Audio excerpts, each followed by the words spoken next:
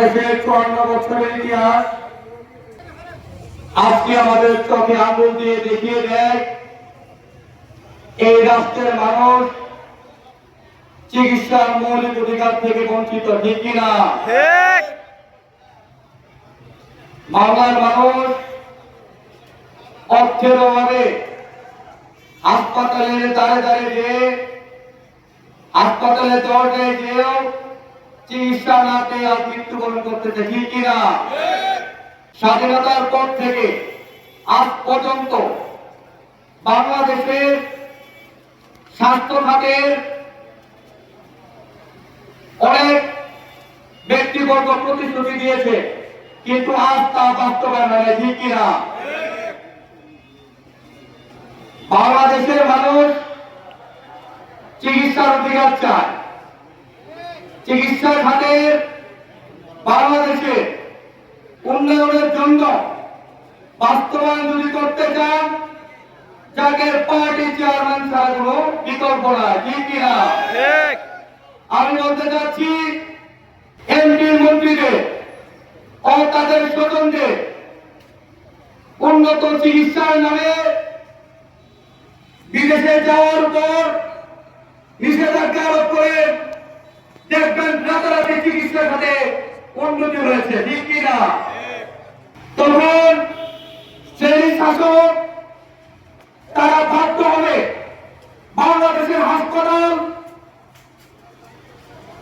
উন্নত হাসপাতাল, পাশাপাশি ডাক্তার নিয়োগের মাধ্যমে বাংলাদেশে সুচিকিৎসা বাস্তবায়িত হবে, ঠিক কিনা?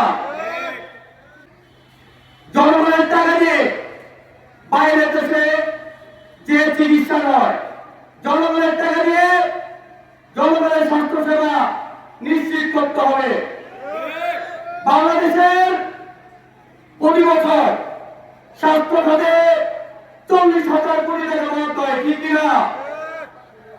40,000 কোটি টাকা যদি সমান ভাগে 64টি জেলাতে ভাগ করেন, আজ প্রতিটা জেলা 500 কোটি টাকা করে বরাদ্দ হবে স্বাস্থ্য খাতে, ঠিক কিনা?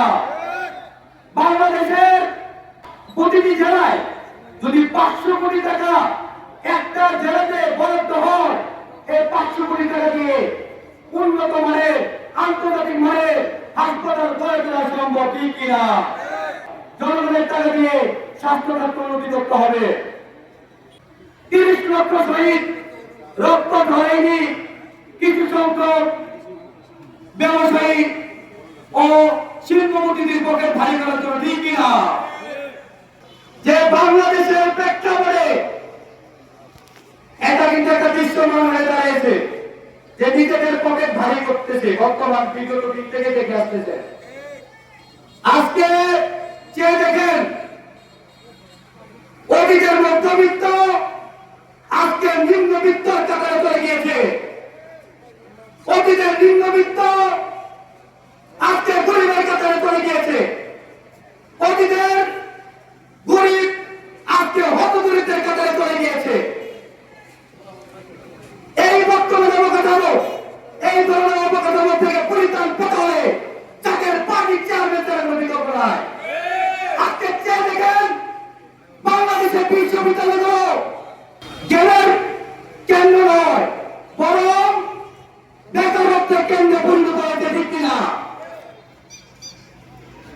আজকে বাংলাদেশের 48% যুবক তারা আজকে বেকারত্বের হাহাকারে ভুগতেছে।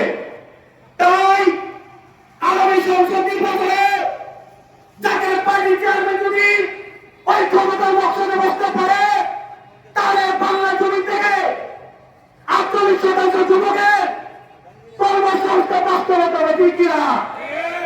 আমি বলতে চাই জাতীয় পার্টি চেয়ারম্যান বলেছেন কেউ খাবে তো কেউ খাবে না, তা হবে না, তা হবে না। অন্য চাই, বস্ত্র চাই, বাঁচার মতো বাঁচতে চাই। এবারে সংগ্রাম জনগণের অধিকারের সংগ্রাম, এবারে সংগ্রাম কৃষকের ন্যায্য অধিকার করার সংগ্রাম, এবারে সংগ্রাম জাতীয় পার্টি বিজয়ের সংগ্রাম। আগামী বাংলাদেশ শাহজালালের বাংলাদেশ, আগামী বাংলাদেশ শাহজালালের বাংলাদেশ, আগামী